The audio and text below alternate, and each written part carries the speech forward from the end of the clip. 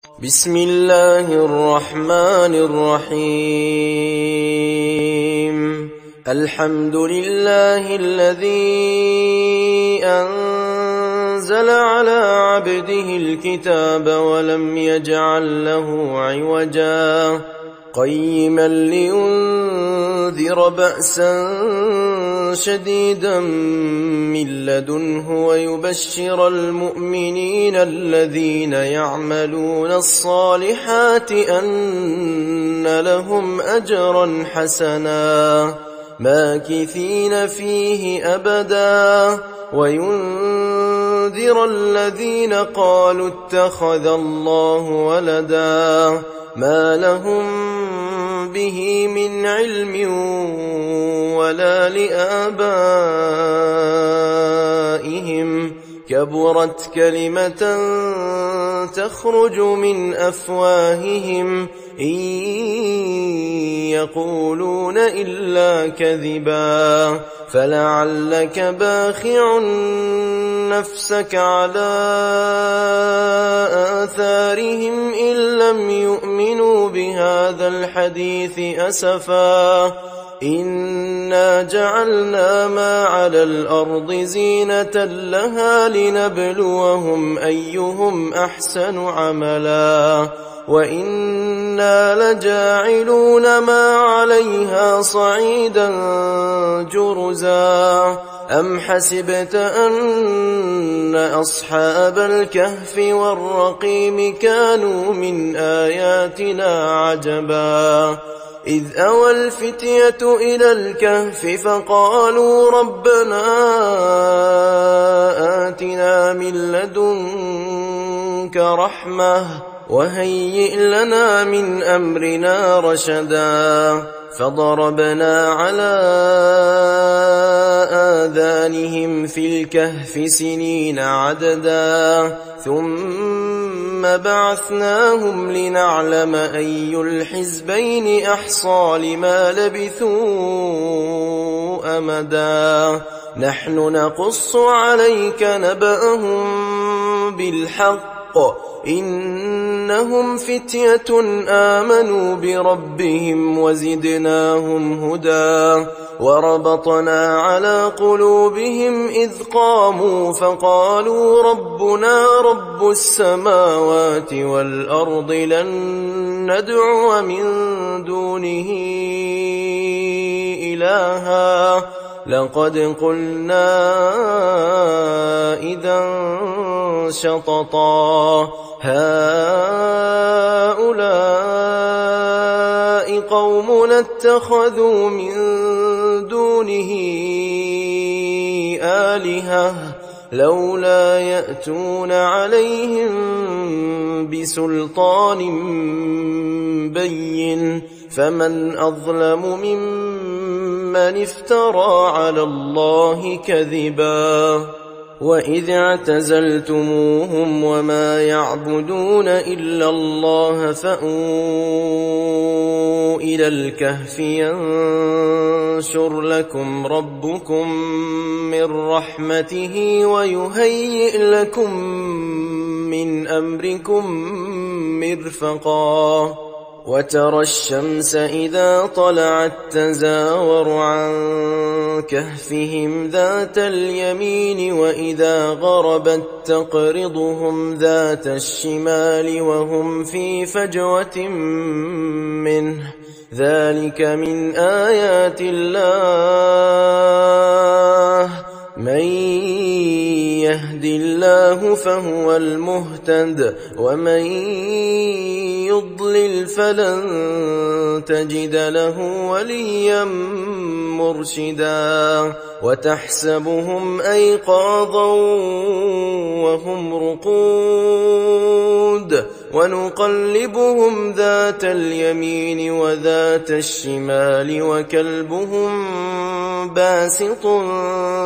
ذراعيه بالوصيد لو اطلعت عليهم لوليت منهم فرارا ولملئت منهم رعبا وكذلك بعثناهم ليتساءلوا بينهم قال قائل منهم كم لبثتم قالوا لبثنا يوما أو بعض يوم قالوا ربكم أعلم بما لبثتم فابعثوا أحدكم بورقكم هذه إلى المدينة فلينظر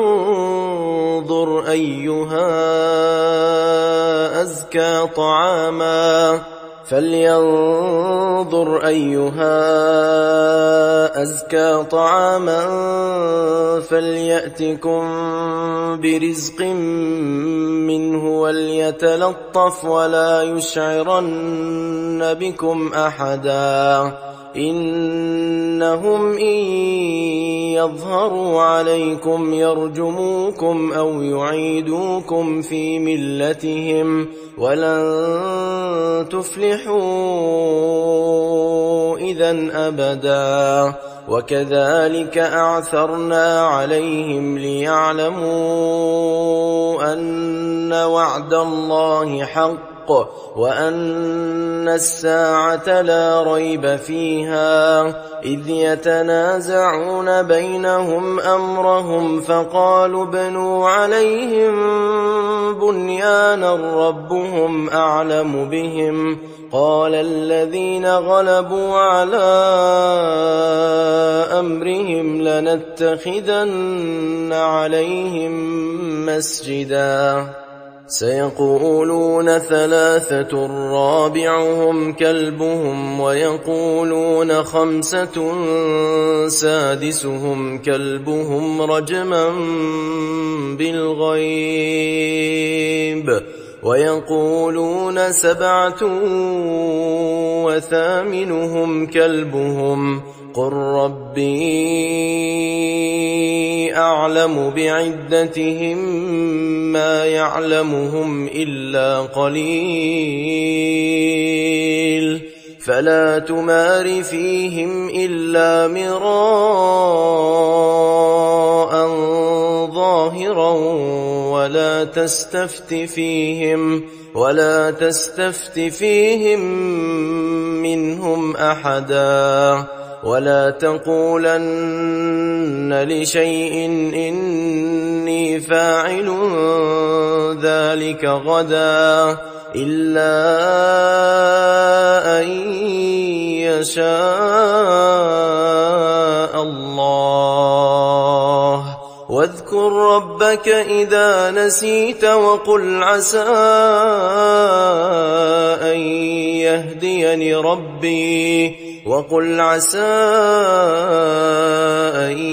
يهديني ربي لأقرب من هذا رشدا ولبثوا في كهفهم 300 سنين وازدادوا 9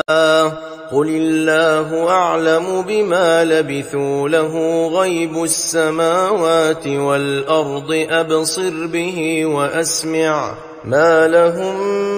من دونه من ولي ولا يشرك في حكمه أحدا واتل ما أوحي إليك من كتاب ربك لا مبدل لكلماته ولن تجد من دونه ملتحدا واصبر نفسك مع الذين يدعون ربهم بالغداة والعشي يريدون وجهه ولا تعد عيناك عنهم تريد زينة الحياة الدنيا ولا تطع من أغفلنا قلبه عن ذكرنا واتبع هواه وكان أمره فرطا وقل الحق من ربكم فمن شاء فليؤمن ومن شاء فليكفر إنا أعتدنا للظالمين نارا أحاط بهم سرادقها وإن يستغيثوا يغاثوا بماء كالمهل يشوي الوجوه بئس الشراب وساءت مرتفقا إن الذين آمنوا وعملوا الصالحات إنا لا نضيع أجر من أحسن عملا أولئك لهم جنات عدن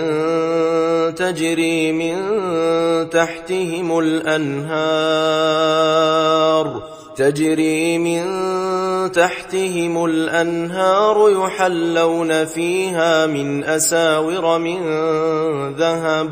يحلون فيها من أساور من ذهب ويلبسون ثيابا خضرا من سندس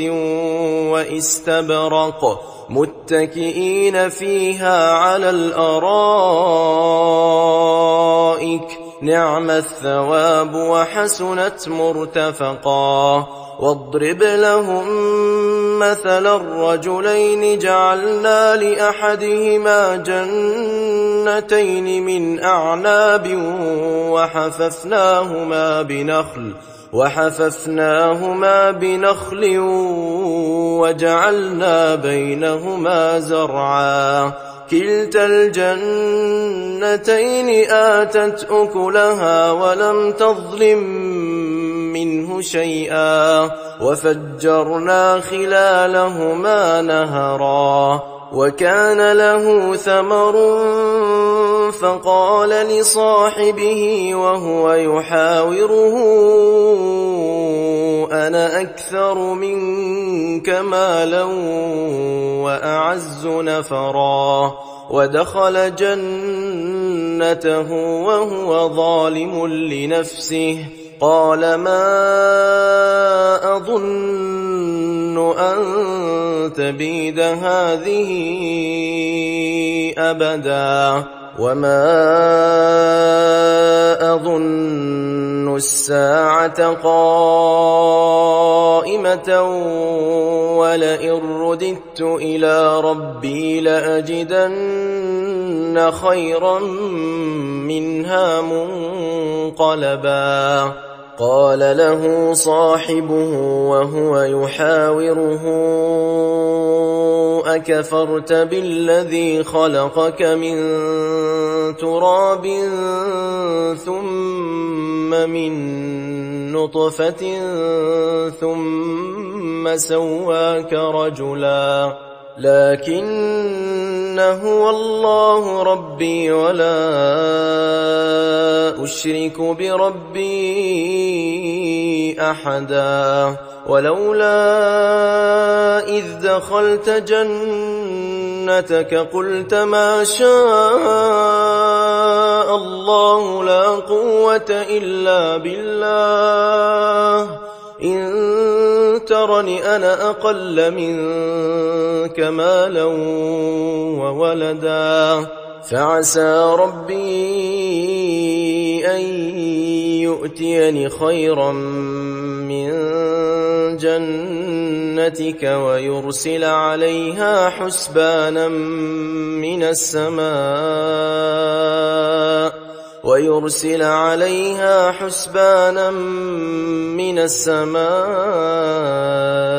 فتصبح صعيدا زلقا أو يصبح ماؤها غورا فلن تستطيع له طلبا وأحيط بثمره فأصبح يقلب كفيه على ما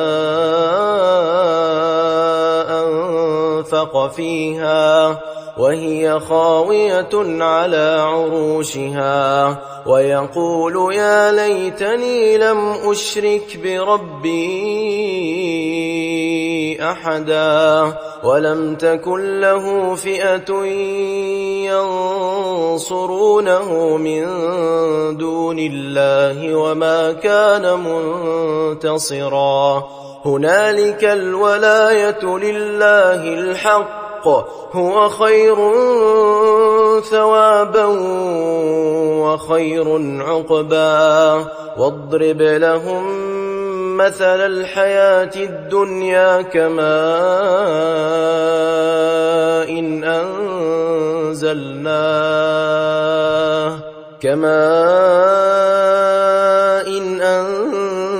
أنزلناه من السماء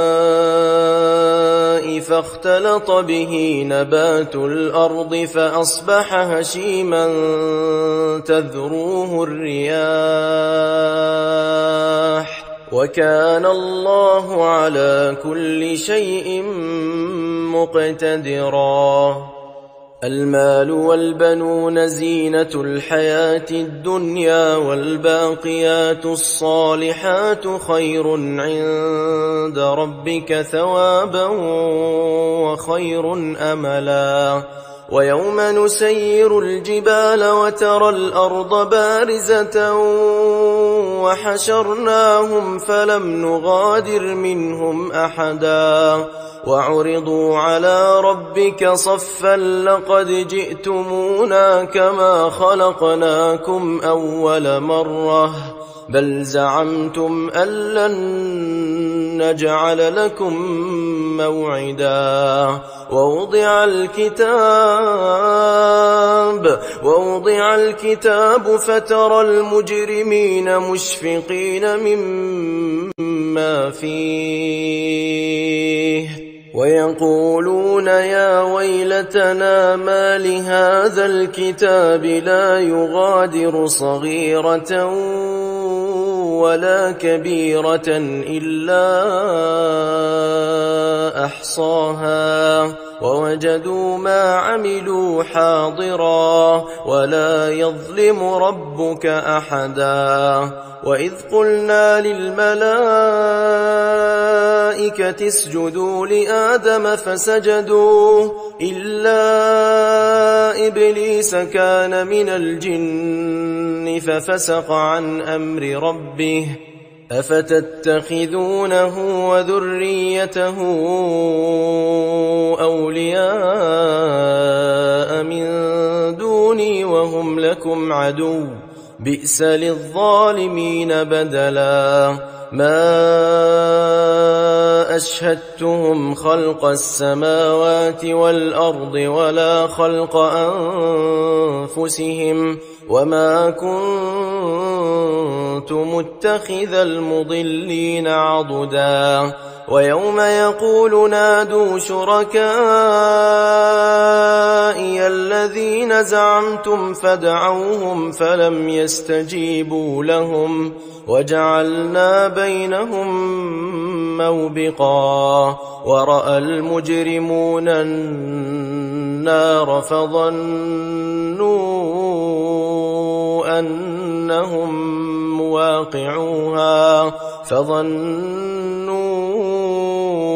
أنهم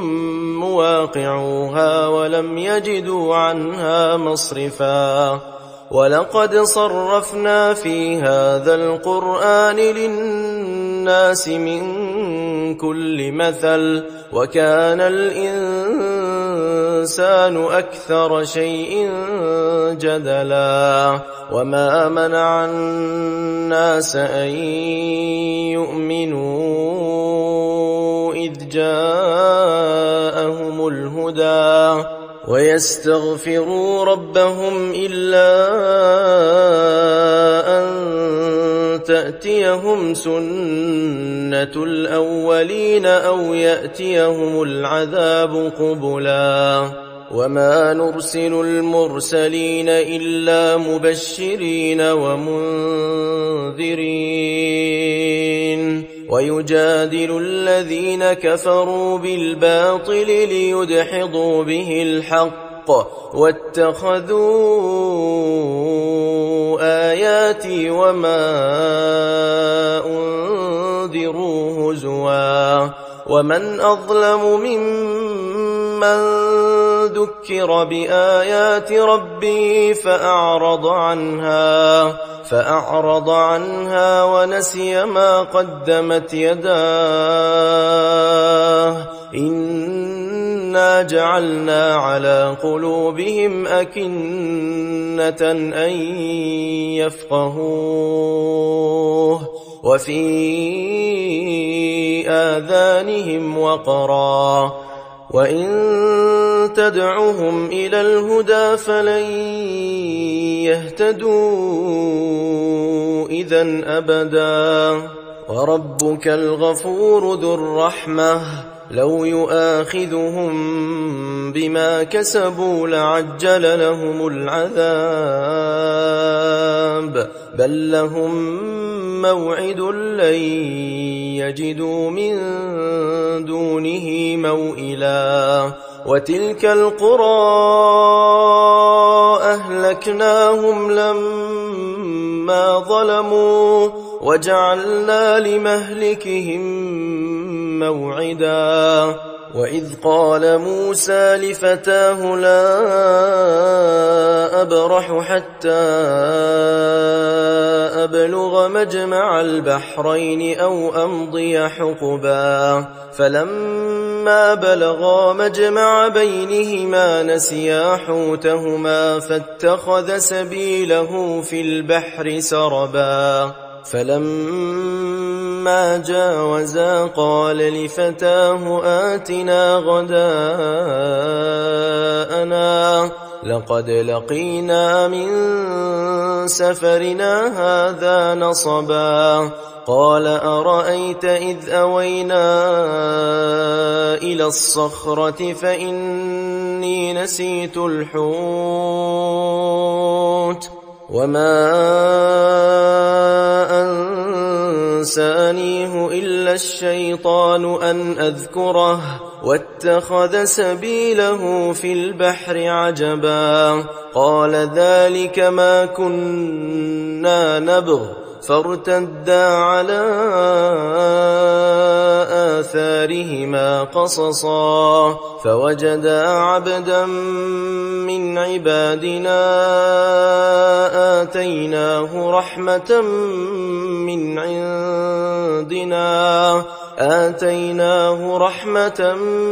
من عندنا وعلمناه من لدنا علما قال له موسى هل أتبعك على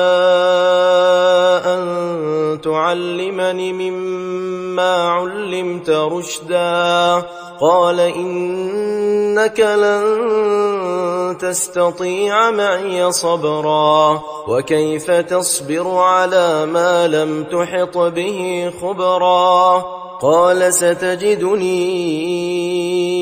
إن شاء الله صابرا ولا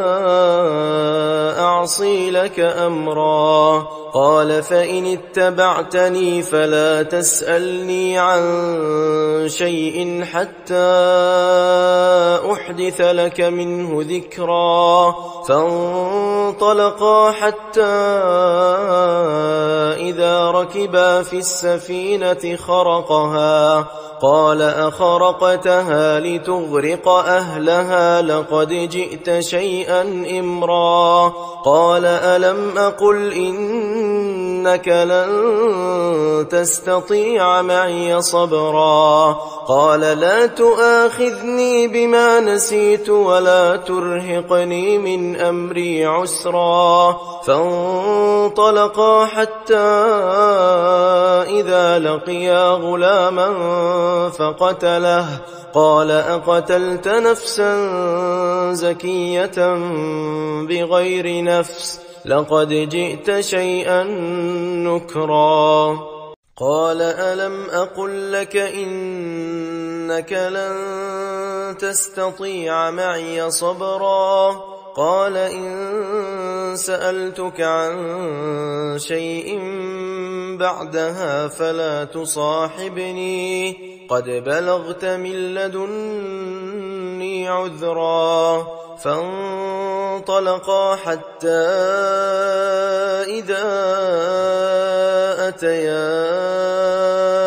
أهل قرية استطعما أهلها فأبوا أن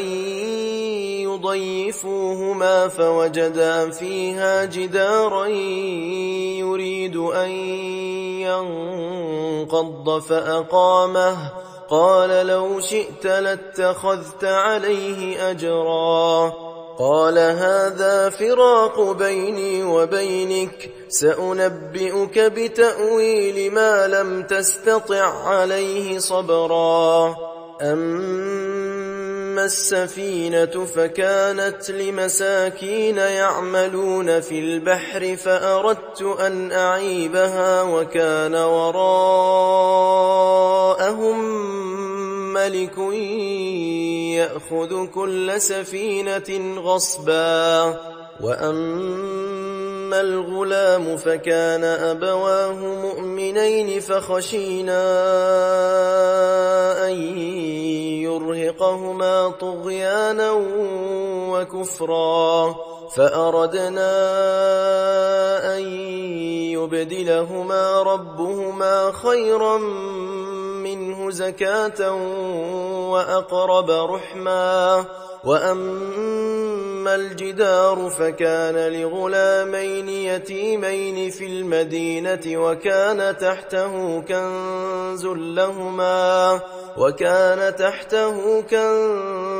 لهما وكان أبوهما صالحا فأراد ربك أن يبلغا أشدهما ويستخرجا كنزهما رحمة من ربك وما فعلته عن أمري ذلك تأويل ما لم تسطع عليه صبرا ويسألونك عن ذي القرنين قل سأتلو عليكم منه ذكرا إنا مكنا له في الأرض وآتيناه من كل شيء سببا فأتبع سببا حتى إذا بلغ مغرب الشمس وجدها تغرب في عين حمئة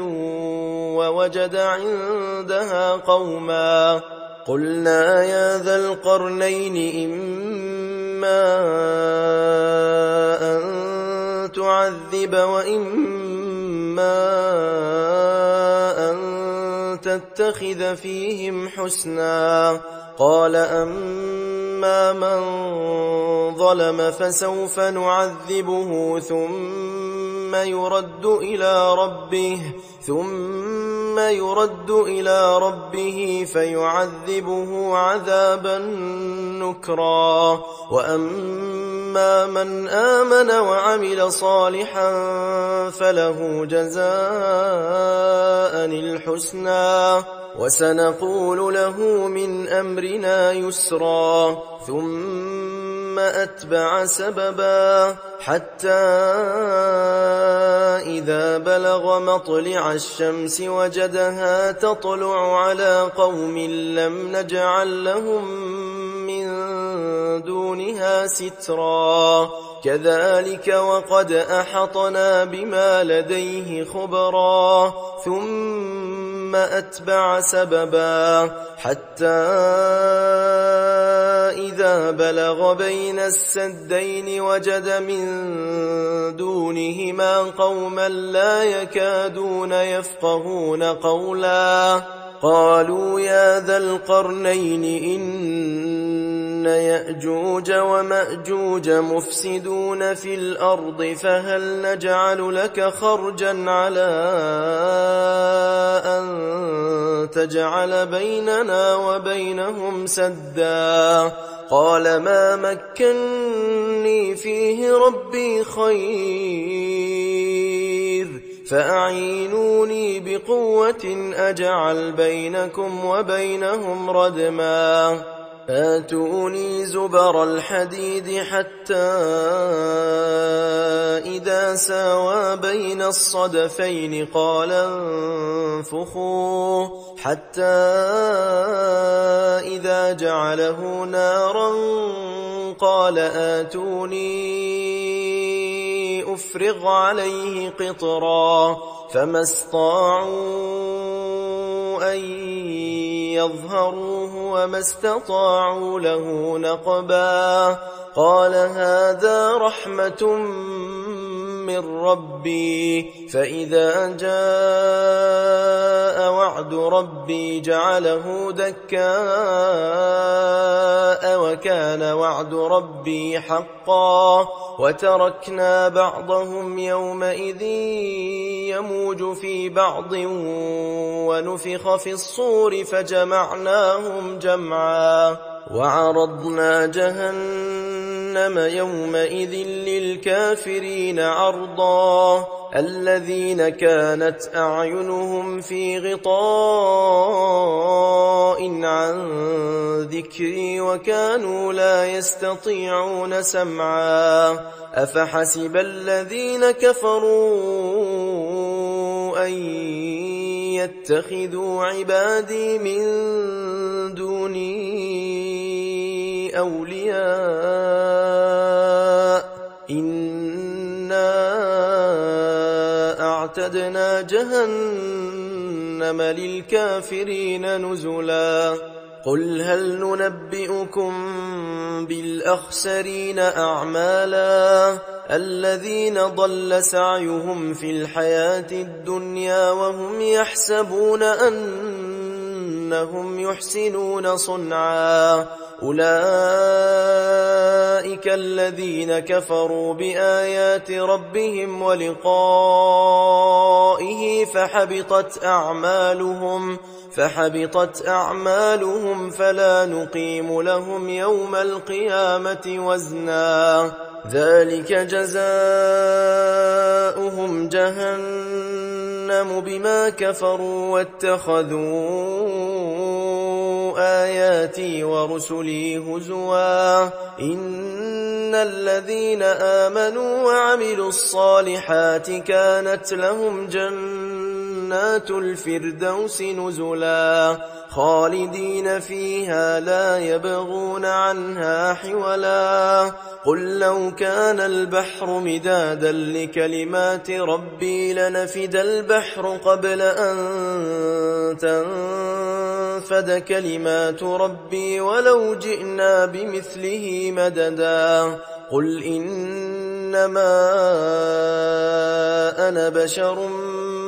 مثلكم يوحى إلي أنما إلهكم إله واحد فمن كان يرجو لقاء ربه فليعمل عملا صالحا ولا يشرك بعبادة ربه أحدا